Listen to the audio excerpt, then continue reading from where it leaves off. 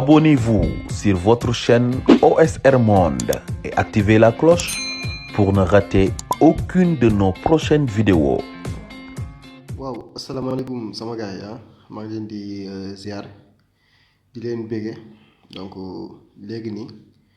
lay soog a pare di suivre live bu Clédor Sène bi kon comme ni ngeen ko suivre ñun ñëpp donc maa ngi leen di ñaan avertiruma leen nag si live bi waaye képp ku dugg rek na nga ko gaaw partager ndax du nekk lu yàgg trop ok du nekk lu yàgg live bu gàtt lay doon bu bette aussi ndax avertiruma kenn stratégiquement parlant la ñuy waxtaane parce que il faut qu'on se dise la vérité en fait il faut qu'on se dise la vérité mooy que ne il faut qu'on prenne les choses au sérieux gars yi il faut qu'on prenne les choses au sérieux gis naa ne léegi laay soog a pare di suivre kii ñu tuddee sax Clédor Sène léegi laa pare pour suivre ko donc partager leen vidéo bi mu wax ak yéen lu gàtt donc moom def na ay ajiyam ba pare donc tàggu na ñëpp tàggu na sénégalais yi tàggu na patriotes yi tàggu na ñëpp xam na ne carrément xam na lu koy fekk xam na ne ci ku tuddee sax mandat de dépôt moo ngi koy xaar. xam ne aussi ay camarades aussi mandat de dépôt moo ngi leen di xaar donc partager leen vidéo bi ñu waxtaan ko affaire bi dafay laaj intelligence ñu xam ne mbir mi soxlawuñu Clédor Sène soxlawuñu ay Guy Marius Sagna soxlawuñu kii mu tëdd sax Assane Diouf mais c'est le président Ousmane Sonko en personne moom lañ soxla te dama leen wax nee naa leen opportunité bii Macky Sall am. pour mën a teg loxo Ousmane Sonko moom yàgg na koo rêvé depuis 2014 ba léegi depuis ba Ousmane Sonko bañ ko dàqee ba léegi mu yàlla di ko may ndam mu dem élection législative gagné mu nekk député askan wi def ko député mu dem élection présidentielle pare mu indil ko parrainage pour tàggatoo ak moom mu jàll si parrainage bi génn. dossier 94 milliards yi ñëw mu révélé ko ñu bëggoon ko fexeel sottiwul léegi nag Ousmane Sonko wax na leen yéen ñëpp lu leen war a wax dem leen ngeen seetaan nag conférence de presse bi ngeen tegaat ko fi ñu toll nii xam nga lan mooy yëfu dof ay magum jëm ay nit yu responsable jàkkaarloo ñoom di leen wax lan ngeen war a def kenn ku nekk xam nga li la war ci affaire bi man nag je vais vous dire une chose képp ku si yor sa làmmiñ gu rëy. di wax di ratatati yi guddee gu di wax li fi sama grand yi jaar lu ñu def sama grand yi doon leen def léegi nag affaire il faut que ñu dem ci stratégiquement comment li nga xam ne tey moom mooy seen ay plan d'action jël leen ko ngeen jox ko waa diaspora bi ku si mel ne Mollah Morgun ku si mel ne Ousmane Ba ku si mel ne Kalsa ku si mel ne keneen ak keneen ñoom ñu divulguer ko parce que ici au Sénégal ñun amuñu ay liberté encore une fois nos libertés sont restreintes tey am na loo xam ne su ma ko fi waxoon léegi suba balaa maa xëy ñu jël si ma nous sommes tous yaa ngi dégg en danger waaw donc ngeen xam ne objectif bi c'est le président Ousmane Sonko donc restez focus sur Ousmane Sonko ñoom xam nañ ne objectif bi c'est Ousmane Sonko te Ousmane Sonko nee naa leen xam ngeen lu koy xaar yaa ngi dégg ñoom fi ñu toll nii mascarade bi yëpp Ousmane Sonko moom mooy principal. Kii bi moom mooy c'est l'objectif bi c'est l'homme à abattre comme ni ñu koy faral di waxee léegi nag comme li leen wax ku am stratégie booy def jël leen ko ngeen jox ko waa diaspora bi ñoom ñu communiquer ko ñoom ils sont plus en sécurité que nous ñoom seen dëkk yi ñu nekk am nañ ay liberté donc ku si am ay plan d'action yooyu tëral jël leen ko ngeen jox ko waa diaspora bi benn loolu laa bëggoon pour communiquer ko pour mu leer bopp ñëpp les plans d'action nañ ko jébbal diaspora bi. ñoom ñu communiquer ci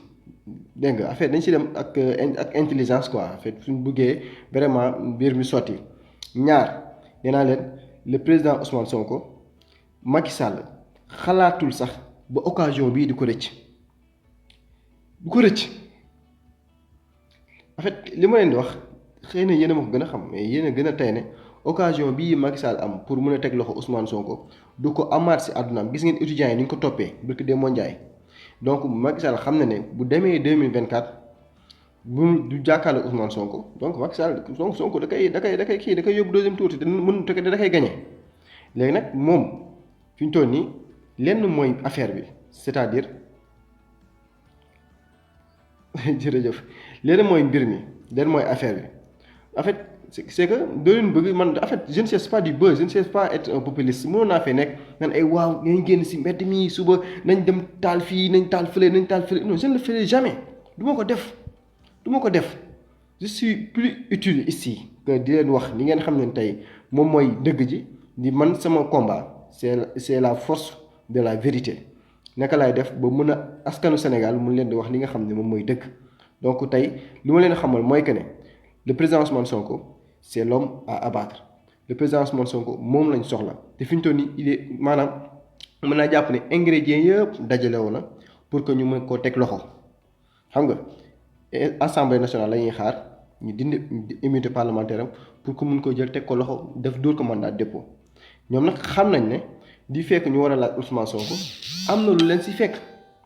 xam nañ ne bu ñu demee bee laaj Ousmane Sonko donc soulèvement populaire dina am soulèvement populaire dina am nu mu tudd sax insurrection dina am yeneen ak yeneen loolu c'est dafa nekk loo xam te ni c'est inévitable kenn mënu ko c'est inéluctable xam nga donc loolu c'est forcé parce que Ousmane Sonko tey dafa am ñoo xam te ni tey amaana mën nañ ko jàppee comme sëriñ ak taalibe xam nga dafa am ñoo xam te ni tey amaana dañ koo gëm dañoo gëm philosophie bi tey jàpp nañ ne moom mooy seen espoir dañoo dem amatuñu benn yaakaar si réew am na ñoo xam te jeunes yoo xam te mosuñoo politique encore une fois am na ñoo xam mosuñoo politique tey Ousmane Sonko tey moo tax tey ñoom ñuy intéressé wu si politique donc ñooñu ñëpp tey buñ leen waxoon buñ leen yeewoon fajar teel ne dañ jàpp Ousmane Sonko duñ ko gëm buñ leen waxoon ne 2024 Ousmane Sonko du nekk candidat présidentiel duñ ko gëm te fi ñu toll nii objectif le président Macky Sall mooy empêcher le président Ousmane Sonko d'être candidat à l'élection 2024 te fi ñu toll nii mais kii bii am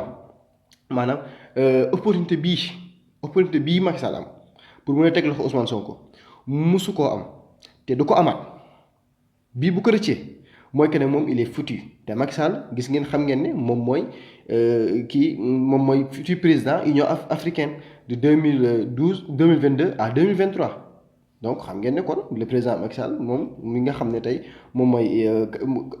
ñu see sax nouvel ordre mondial bi mooy seen candidat ñaar ñett aussi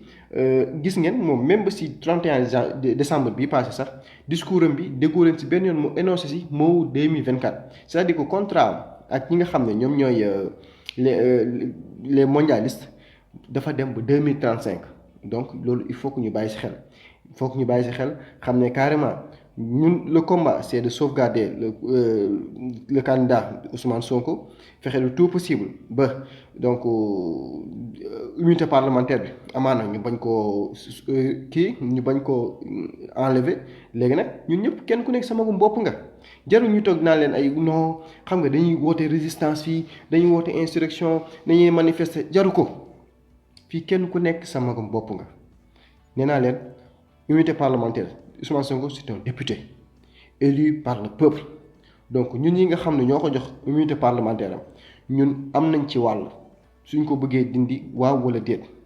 donc xam nañ ne buñ ko dindee mooy carapace nee na expliqué naa leen keroog nee naa leen moo ngi mën a monaat li koy protéger nga dindi ko donc buñ ko xasee ba dindi si Ousmane Sonko c'est fini pour lui c'est fini léegi nag lii moom mooy kii bi mooy c'est la vérité donc man nag du ma fi nekk je suis pas un populiste encore une fois donc je dis les choses telles qu'elles sont mais avec dama koy modérer samay kàddu parce que li nga xam ne tey moom mooy article 80 bi kenn mënu see mucc parce que imagine toi tey ñoom Clédor Sène Assane Diouf ak Guy Marius Sagna li ñu leen di toppee moom mooy li nga xam ne moom mooy comment dirais-je menace de trouble à l'ordre public mais luy loolu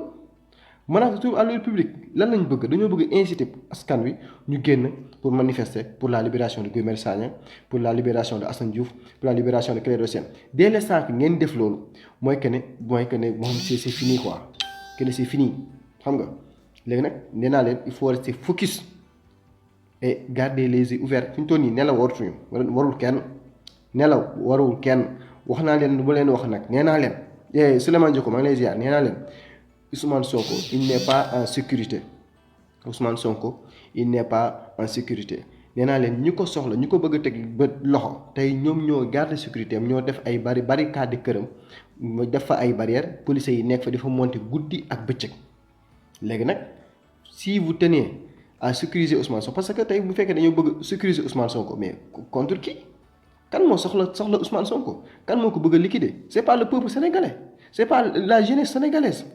xam nga léegi nag lu ma leen wax c'est très clair pour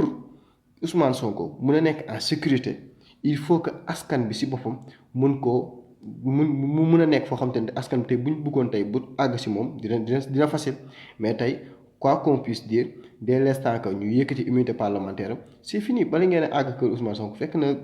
mooy loolu doo leen ko fa fekk sax. xam nga donc loolu ma leen wax ni moom mooy lu am donc c'est-à-dire que mooy que ne ñun ñëpp xam nañ li nga xam ne tey moom mooy li ñuy xaar jarul kenn nag di naan ay waaw donc nañ def leen lii affaire yooyu noonu non jaru ko quoi nous sommes tous responsables nee naa résistance constitution moom moo ñu ko may mais constitution mayul kenn muy wootee ci résistance dégg ngeen ma résistance constitution moom moo ñu ko may tey Ardo mun na am lu ko nakkee ci société bi mu jug dem di résister.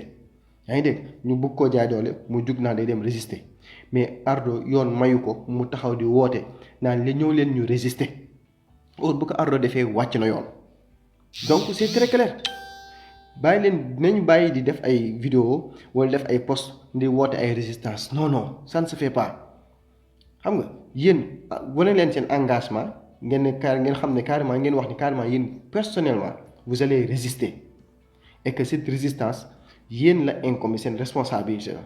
mais nag loolu constitution may na la ko mais constitution mayul kenn mu taxaw naan ñu woote kaa leen ñu résister loolu constitution may ko kenn certes Ousmane Sonko defoon na ko effectivement Ousmane Sonko sax Ousmane Sonko woote na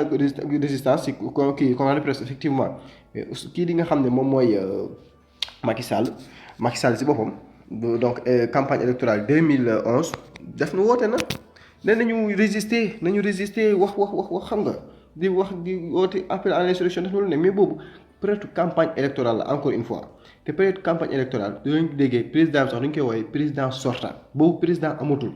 état bi dañ koy suspendre ba campagne bi jeex nee nañ pendant 1 mois campagne électorale foofu noonu yow mi nga xam ne candidat nga bu la neexee mën nga def nga say appel à l'insurrection leen dara doolu si fekk mais fi ñu toll nii ñuy wax ak yéen nous sommes en plein régime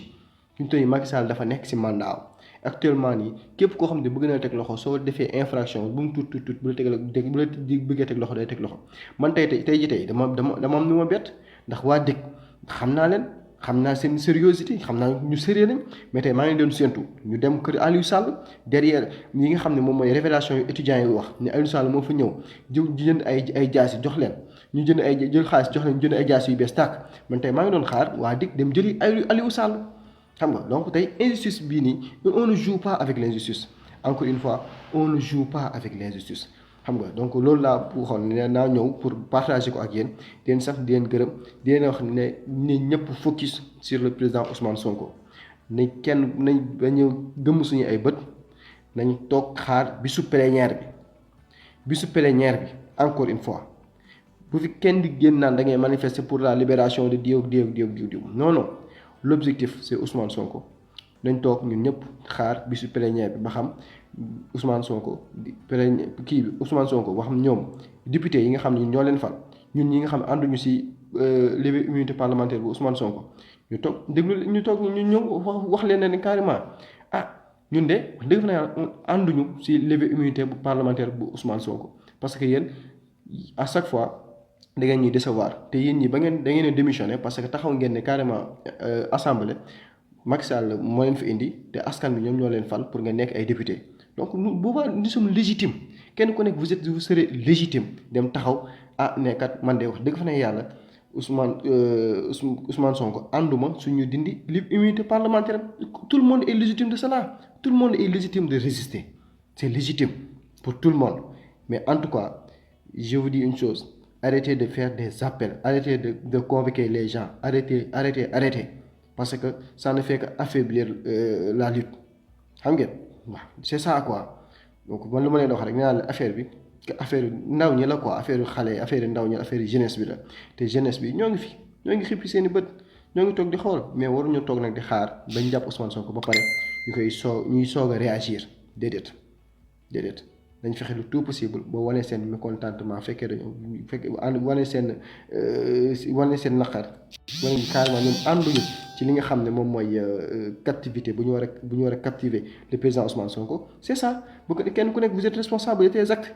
arrêté bu war man su ma waree jug tey pour dem résister du ma xaar Clédor Sène wax ma ko du ma xaar Assane Diouf wax ma ko du ma xaar Guy Marius Sagna wax ma ko dégg ngeen jeunesse bi yëpp maa ngi leen di lancer un message nee naa leen man Ardo Gningue su fekkee dama bëgg a résister du ma xaar Clédor Sène wax ma ko du ma xaar Guy Marius Sagna wax ma ko du ma xaar Assane Diouf wax ma ko damay jug dem résister parce que loolu yoon moo ma ko may donc bu ñu fi nekk mukk di toog di xaarante naan damay xaar di woote pour ma dem résister na kenn ku nekk xam ne vous êtes responsable de ces actes te nous sommes tous légitimes de résister donc parce que loolu suñu ay droit la quoi donc loolu laa amul lu may wax di leen jaajëfal encore une fois merci beaucoup. Abonnez-vous sur votre chaîne OSR Monde et activez la cloche pour ne rater aucune de nos prochaines vidéos.